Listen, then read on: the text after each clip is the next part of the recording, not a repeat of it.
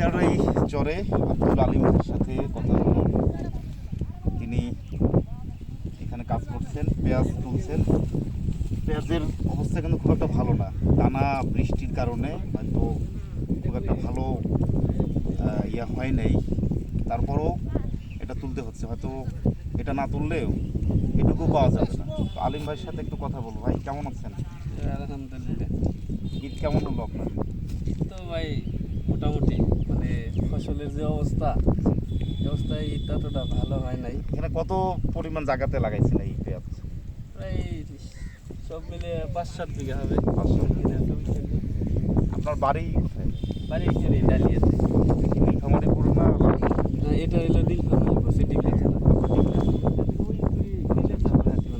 আপনারা তো এরকম পরিবেশের সাথে বরাবরই আপনারা পরিচিত, বারবার প্রত্যেক বছরেই এরকম বিড়ম্বনা করতে হয়, তারপরও স্বপ্ন নিয়ে আপনারা থাকেন। এই জীবন যুদ্ধের কাহিনীগুলো তো আমাদের একটু বলতেন, কীভাবে সংগ্রামী জীবন আপনার? প্রতি বছরে এখানে মানে পেঁয়াজ, গম, ভুট্টা, তারপর আপনার রসুন, বাদাম এগুলা হয় আর কি। তো অন্যান্য বছরের সাথে এবছরের মানে অনেক ওয়েদার, আকাশের ওয়েদারটা খারাপ, এই জন্য মানে শিলাবৃষ্টি হয়েছে, কিন্তু পানি তো অতটা ক্ষতি করে নাই। শিলাবৃষ্টিতে মানে পেঁয়াজ তো থাকে মাটির থেকে উপরে, মানে পড়ে এই যে পেঁয়াজ তো আসলে একটা শুকনো একটা মশলা এটা আমাদের বাংলাদেশে। তো এরকম পরিবেশ স্যাঁতসেঁতে মাটিতে তো এটা আসলে অনেকটা ঝুঁকিপূর্ণ। তারপরে যে সময় পানি পাইছে এই সময় পেঁয়াজের পানি লাগে না। বন্যা হয়েছে, বন্যা হওয়ার পরে এখন পেঁয়াজটা আরো বড় হইতে আর কি। পেঁয়াজের তো কত বড় আপেলের মতো মার্কেটটা। তো এই যে এইলো পেঁয়াজের সাইজ, যে এখানে পেঁয়াজ হওয়ার কথা আমার মোটামুটি ম্যাক্সিমাম আমাদের 250 মন। এখানে পেঁয়াজ হবে 10 মন, পেঁয়াজ হলে হতে পারে 250 মন থেকে মাত্র 10 মন, 10 মন। মানে 200 প্লাস।